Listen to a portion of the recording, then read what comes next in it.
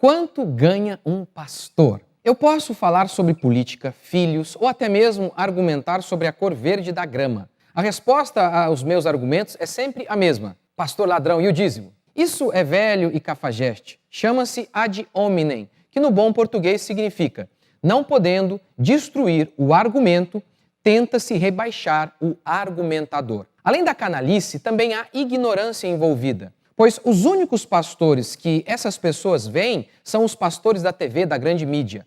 E a maioria desses realmente são lobos em pele de ovelha. A questão é que eles são a exceção. Tomá-los como padrão é a mesma ingenuidade cometida pelas crianças que sonham em ser jogadoras de futebol profissional, porque tudo o que elas assistem é ao Neymar, que representa a exceção da exceção dos jogadores profissionais. Veja esta matéria. No país do futebol, existem cerca de 360 mil jogadores registrados.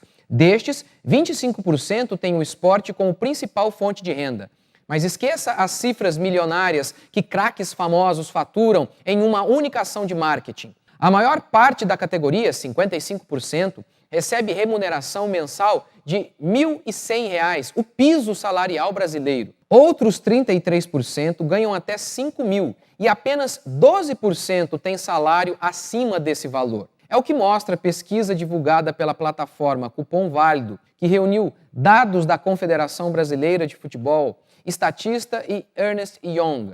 Mas tudo bem, que um menino tenha a ilusão de que todos os jogadores serão milionários, ele é uma criança. Tudo bem, o problema, o duro, é ter que explicar o mesmo a adultos. De acordo com o IPEA, a média salarial dos pastores é de R$ 2.257. Na minha região, por exemplo, a maioria dos pastores não são nem assalariados, o que não é o ideal bíblico, pois a pessoa não pode se dedicar integralmente ao estudo, visitação, administração da igreja e muitas outras coisas. Por isso, Jesus ordenou: quem prega o evangelho, viva do evangelho. De qualquer forma, quem paga para trabalhar não pode ser chamado de ganancioso.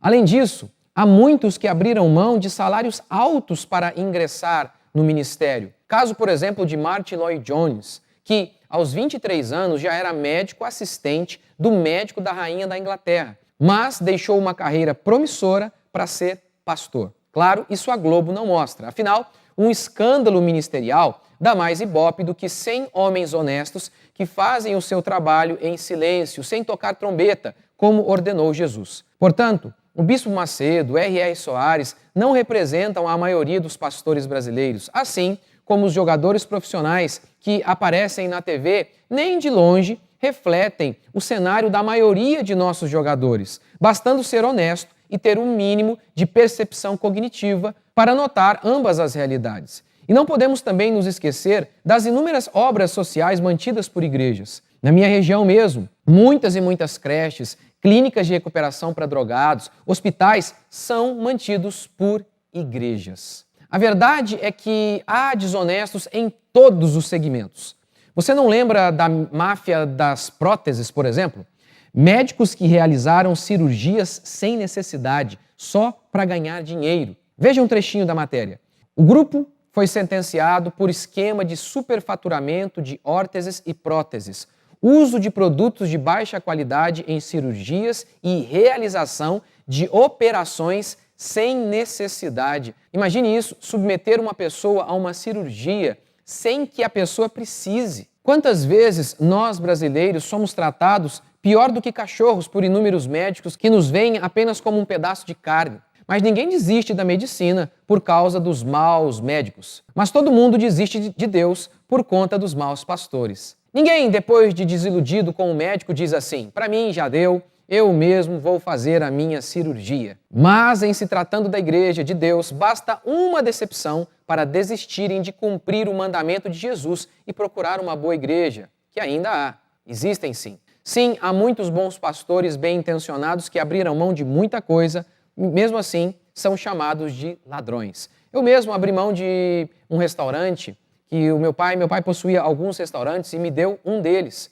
E eu abri mão disso para ser pastor e ter como salário inicial R$400. Só para você ter uma noção de valores, na época eu pagava R$270 de aluguel. E mesmo assim, ser chamado de ladrão. E a minha história é apenas uma dentre muitas outras histórias de muitos pastores que abriram mão de muita coisa para atender ao seu chamado, pregar a palavra do Senhor. Nunca se esqueça, Deus sempre conserva aqueles 7.000 que não se dobraram diante de Baal. Você acha mesmo que Deus não ia guardar o seu povo? Ou você acha mesmo que Deus não ia manter a sua igreja?